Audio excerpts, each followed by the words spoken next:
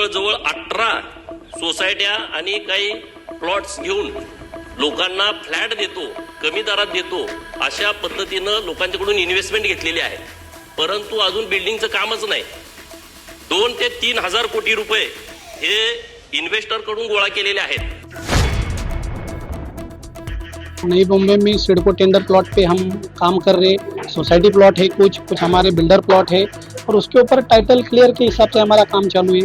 ना किसी कस्टमर का कंप्लेंट है हमारे, ना महानगर पालिका में तकरार है, ना पुलिस स्टेशन में तकरार है. ये मनगढ़ी कहानी बनाया है हमारे गांव के एमएलए ने. धन्यवाद अध्यक्ष महोदय. अत्यंत महत्वाचा विषय माननीय मुख्यमंत्री महोदयांच्या कानावरती घालायचा आहे. एक DDSR ग्रुप तयार करून ग्रामीण भागातील लोकांना मोठ्या प्रमाणात फसवलंय. ह्याची संख्या 4 ते 5 हजारापर्यंत आहे आणि हा IRS अधिकारी आहे. त्या अधिकाऱ्यानं इतर लोकांच्या नावावरती ही कंपनी रजिस्टर करून आतापर्यंत DDSR Heights, Tathagat housing society, Swapnapurti housing society, Anu Vishwa housing society, DDSR Satvik, Honey Homes, Matoshree housing society ही तर आमदार खासदारांची सोसायटी आहे. Maitri housing society Kalamboli Mumbai, Ajinkya housing society, Maitri Sanpada, DDSR Heritage, कलाकार पत्रकार housing society, DDSR Dreamwood, DDSR Pride, नंतर DDSR Anuparv, Jai Shri Krishna, DDSR Lakshmi, Riverside, अशा जवळजवळ 18 सोसायट्या आणि काही प्लॉट्स घेऊन लोकांना फ्लॅट देतो, कमी दरात देतो, अशा पद्धतीनं लोकांच्याकडून इन्व्हेस्टमेंट घेतलेली आहे. परंतु अजून बिल्डिंगचं कामच नाही. 2 ते 3 हजार कोटी रुपये हे इन्व्हेस्टर कडून गोळा केलेले आहेत. लोकांच्याकडून त्याच्या बुकिंग घेतलेले आहेत आणि याच्या संदर्भामध्ये लोकांच्या बऱ्याच माझ्याकडे तक्रारी आल्या. पण हा IRS अधिकारी असल्यामुळं लोक याबाबत घाबरत आहेत आणि म्हणून माननीय मुख्यमंत्री महोदयांच्याकडे माझी विनंती आहे, याच्याबद्दल काहीतरी सूचना सिडकोला पण दिल्या पाहिजेत. त्यांनी GST मोठ्या प्रमाणात बुडवलेली आहे. GSTनं त्यांना नोटीस काढलेली आहे. GST अधिकारी त्यांना मॅनेज आहेत. ठीक आहे. माननीय महसूल मंत्री महोदयांना मी सकाळीच पत्र दिलेलं आहे. एक त्यांना नोटीस तिथले जे अधिकारी आहेत तहसीलदार माननीय ठाणेचे दत्तात्रय बेंडे यांनी काही ब्रांचचा त्यांना दंड पण केलेला आहे, पण भरून घेतलेला नाही.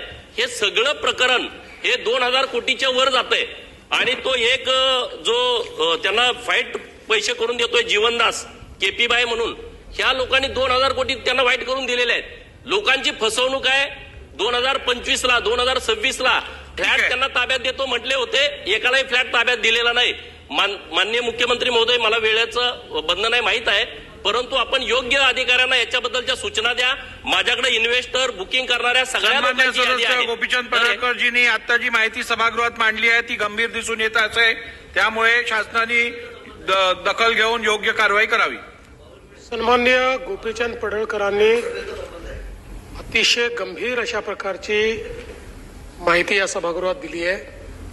सदस्याने दिलेली माहिती खरी समजून त्याच्यावर कारवाई करण्याची या सभागृहाची पद्धत आहे. त्यामुळे त्यांची माहिती ही प्राप्त करून घेऊन जॉईंट CP लेवलच्या वरिष्ठ अधिकाऱ्याकडनं त्या संदर्भातली चौकशी करण्यात येईल. वेगवेगळ्या फोरमकडे त्यांनी जे सांगितलं, GST असेल किंवा इतर गोष्टी असतील, त्याचीही योग्य चौकशी करण्यात येईल. महाराष्ट्र के सेशन में गोपीचंद पडळकर ने DCSR पे कंपनी पे 2000 करोड़ का घोटाले का आरोप लगाया. हम उससे जानते हैं क्या है मामला और क्या आरोप लगाए गए हैं. सर, DDSR कंपनी पे आरोप लगाए गए हैं, 2000 करोड़ का मामला घोटाला है, क्या है पूरा मामला? सर, नई बॉम्बे में सिडको टेंडर प्लॉट पे हम काम कर रहे, सोसाइटी प्लॉट है, कुछ हमारे बिल्डर प्लॉट है और उसके ऊपर टाइटल क्लियर के हिसाब से हमारा काम चालू है. ना किसी कस्टमर का कंप्लेंट है हमारे, ना महानगर पालिका में तकरार है, ना पुलिस स्टेशन में तकरार है. ये मनगढ़ी कहानी बनाया है हमारे गांव के MLA ने और उनके हमारे भाग में हम एक ही जाति के हैं, एक ही विभाग के हैं, एक ही तालुका के हैं. उनको डर लगा हुआ है कि फ्यूचर का कॉम्पिटिटर ये लोग खड़े होंगे और उनको आज ही स्टॉप कर देंगे. ये उनका उसके पीछे का ये कई प्रोग्राम में वो खुद आपके ओपनिंग भी किए हैं, तो आज आरोप है, तो इसके पहले आरोप भी लगाया गया, आज आरोप लगाया गया, इसका मतलब क्या? सर, उन्होंने खुद ही हमारे ऊपर, लोगों ने उनको हल्के कानों से बताया है कि ये फ्यूचर में तुम्हारे कॉम्पिटिटर बनने वाले हैं. हम कभी किसी के टेस्ट पे भी गए नहीं कभी.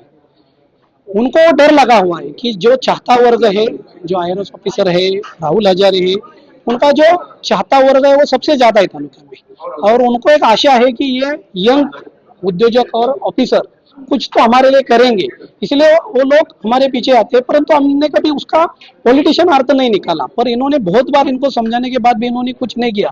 तब हमने उनके भाई के वाइफ के खिलाफ मोटे साहब की वाइफ खड़ी की, और उनका राजकीय खरीद उधर सामने दिखा।